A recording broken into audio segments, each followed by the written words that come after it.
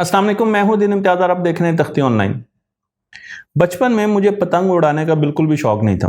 मैंने ज़्यादातर पतंग नहीं उड़ाए। लेकिन आज की टेक्नोलॉजी को देखते हुए लगता है कि शायद पतंग उड़ा लेने चाहिए थे। एक चीज़ जो मैंने महसूस की पतंग उड़ाने में वो ये थी कि जब आप पतंग उड़ाने की कोशिश करते हैं तो आपको उस वक्त बहुत ज़्यादा रेजिस्टेंस मिलती है। पतंग स्टेबल नहीं होता जब वो कम हाइट पर होता है। लेकिन जो पतंग की डोरी अब छोड़ते रहते हैं और वो एक सर्टेन हाइट पर, एक एल्टीट्यूड पर पहुंच जाता है, तो उस वक्त पतंग बहुत ज़्यादा स्टेबल हो चुका होता है और पतंग को उड़ाना बहुत आसान हो जाता है। लोग अमूमन उस वक्त लोगों को, छोटे बच्चों को पतंग हैंड ओवर कर देते हैं, उनको दे देते हैं कि भाई आप उड़ाते रहें। आखिर इसकी क्या वजह है? क्या ऊपर हवा ज़्यादा होती है या हवा स्टेडी होती है? मैं आपको ये सारी चीज़ें क्यों बता रहा हूँ, उसकी वजह यह है कि मुझे आपको बतानी है एक नई टेक्नोलॉजी जो कि विंड एनर्जी में बहुत से कमालात करने जा रही है। इस टेक्नोलॉजी को विंड पावर प्लांट्स बहुत जल्दी अडेप्ट करेंगे और आपको जगह जगह अब पतंग नजर आएंगे। जी हाँ, विंड टरबाइन बदलने जा रही है पतंगों से। कैसे पतंग? मैं आपको यहाँ पर एक बहुत बड़ा पतंग दिखा रहा हूँ, उसकी तस्वीर दिखा रहा हूँ जो कि हवा में उड़ रहा है। इस पतंग को अगर गौर से देखा जाए तो इसकी हाइट जमीन से 200 मीटर है और 10 अमेरिकन कंपनीज ऐसे पतंगों पर काम कर रही हैं जो कि विंड टरबाइंस की बजाय हवा में उड़ाए जाएं और उनके जरिए बिजली पैदा की जाए। जी हाँ, बिल्कुल, विंड एनर्जी को इलेक्ट्रिकल एनर्जी में बदला जा सके, पावर प्लांट्स बनाए जाएं।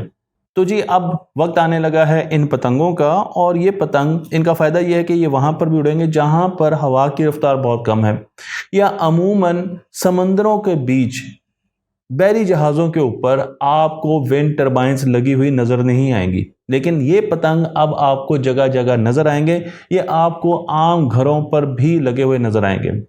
मैं आपको ये बताता चलूं कि दुनिया में रिन्यूएबल एनर्जी के ज़रिए जो सबसे ज़्यादा बिजली पैदा की जाती है वो पानी के ज़रिए, हाइड्रो पावर जनरेशन के ज़रिए। लेकिन उसके साथ हाइड्रो पावर जनरेशन के बाद जो एनर्जी का सबसे बड़ा सोर्स है वो है विंड्स, हवाएं। और इसी वजह से हम बहुत से विंड एनर्जी फॉर्म्स लगा रहे हैं जो कि पाकिस्तान में भी लग रहे हैं और बाहर के मुल्कों में भी लगा जा रहे हैं। मैं आपको एक तकाबली जायजा देता हूं कि इस वक्त 273 टेरावाट आवर बिजली प्रोड्यूस की जा रही है विंड टरबाइन से। ये जो डेटा है 273 टेरावाट आवर का, ये 2021 का है और इसमें 17% राइज आया, 17% राइज आया। अगर आप 2020 से 2021 का मुआवजा करें तो उस एक साल में 55% इस इंडस्ट्री ने ग्रो किया है, यानी कि विंड एनर्जी फॉर्म्स में इजाफा हुआ है 55%। पाकिस्तान में भी बहुत से विंड एनर्जी फॉर्म है, इवन जिस कंपनी में मैं काम करता हूं उनका भी एक बहुत बड़ा सेटअप है। लेकिन इस वक्त पाकिस्तान की टोटल एनर्जी का सिर्फ 6% विंड एनर्जी से हासिल किया जा रहा है और इस टेक्नोलॉजी की बदौलत विंड एनर्जी फॉर्म्स में काफ़ी ज़्यादा चेंजेस आना शुरू हो जाएंगे। मैं आपको यहाँ पर पाकिस्तान का सिंध का कोस्टल एरिया दिखा रहा हूँ।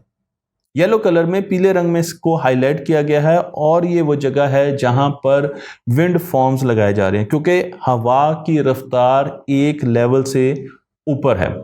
26 प्राइवेट कंपनीज इस वक्त यहां पर ऑपरेटिव हैं और 1335 मेगावाट जो मुझे डाटा मिला है यहां से प्रोड्यूस किया जा रहा है और ग्रिड में शामिल किया जा रहा है। मैं आपको यह भी बताता चलूं कि पतंगों पर दुनिया की बहुत सी कंपनीज काम कर रही हैं। तो सबसे पहली कंपनी का रेफरेंस उन 8 कंपनियों में, उसका नाम है काइट क्राफ्ट। काइट क्राफ्ट के सीईओ हैं फ्लोरेन बोर और बोर साहब जर्मनी में रहते हैं और इनका काम यह है, इनका ऑब्जेक्टिव यह है कि इन्होंने ऐसी विंड टरबाइन बनानी है जो कि एक तो बहुत सस्ती हो, दूसरा वो बहुत आराम से एक जगह से दूसरी जगह मुंतकिल की जा सके, उसे आराम से बनाया जा सके, बहुत बड़ी वर्कशॉप्स की ज़रूरत ना हो, बहुत ज़्यादा मैन पावर की ज़रूरत ना हो, एफिशिएंसी बहुत ज़बरदस्त हो उसकी, और उसका जो कार्बन फुटप्रिंट है वो कम हो, यानी कि ग्रीन हाउस गैसेस कम से कम वो दे सकें। अब आपका सवाल ये होगा कि ट्रांसपोर्टेशन कम हो, इसका क्या मतलब है? तो मैं आपको एक तस्वीर दिखा रहा हूं। इस तस्वीर में आपको एक विंड टरबाइन का ब्लेड एक जगह से दूसरी जगह मुंतकिल करते हुए दिखाया जा रहा है। इस विंड टरबाइन के ब्लेड की जो लेंथ है वो है 65 मीटर, एक ब्लेड है।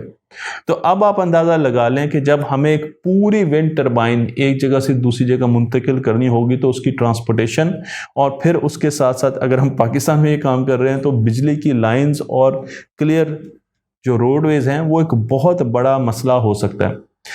जब आपने विंड टरबाइन को इंस्टॉल करना है तो क्योंकि इसकी हाइट बहुत ज़्यादा होती है, आपको बड़ी क्रेन्स चाहिए, आपको बड़ा इक्विपमेंट चाहिए। विंड टरबाइन का एक ब्लेड ही इंस्टॉल करने के लिए इतना बड़ा इक्विपमेंट चाहिए कि आपको 2 मरतबा सोचना पड़ता है इस प्रोजेक्ट में जाने के लिए। लेकिन मैं आपको काइट क्राफ्ट की तरफ लेकर चलूंगा जो कि एक बहुत छोटी विंड टरबाइन बना चुके हैं, वो इसे टेस्ट भी कर चुके हैं, और आपको मैं उस विंड टरबाइन के 4 फेजेस दिखाता हूं। तो इस विंड टरबाइन का स्ट्रक्चर क्या है, पहले मैं आपको वो बता देता हूं। विंड टरबाइन का एक पतंग है जो कि हवा में उड़ेगा, और नीचे एक छोटा सा ग्राउंड स्टेशन है। तो आप यहां पर 4 फेजेस देख रहे हैं इस टरबाइन के ऑपरेशन के। पहला फेज ये है कि वो इंतजार करेगा, जो पतंग है वो इंतजार करेगा। दूसरा फेज ये है कि वो आहिस्ता आहिस्ता ऊपर होवर करना शुरू कर देगा।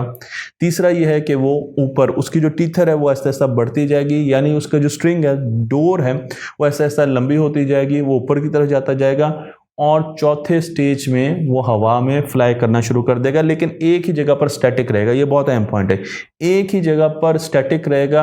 और इस पतंग के ऊपर 8 मोटर्स लगी हुई हैं। इन मोटर्स का काम क्या है, जब पतंग हवा में उड़ता है या वापस आता है तो उस वक्त ये मोटर्स के तौर पे काम करती हैं, और जब पतंग हवा में होता है तो उस वक्त जब हवा क्रॉस विंड उसको पड़ रही होती है तो उस वक्त ये जनरेटर्स के तौर पे काम कर रहे होते हैं, यानी कि विंड एनर्जी को इलेक्ट्रिकल एनर्जी में कन्वर्ट करती है। जनरेटर का यही काम है।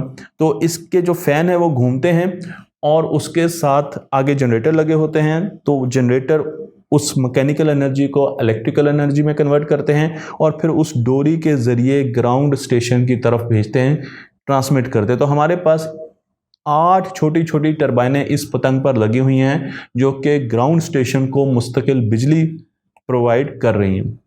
मैं आपको एक और कंपनी की तरफ लेकर चलता हूं जिसका डिज़ाइन इससे डिफरेंट है। इस कंपनी को स्काई सेल कहा जाता है और इसने अपना जो पहला कमर्शियल प्रोडक्ट है वो 2021 में दिया। ये भी एक पतंग है, 180 स्क्वायर मीटर का बड़ा पतंग है और इसे 800 मीटर की हाइट पर उड़ाया जाता है।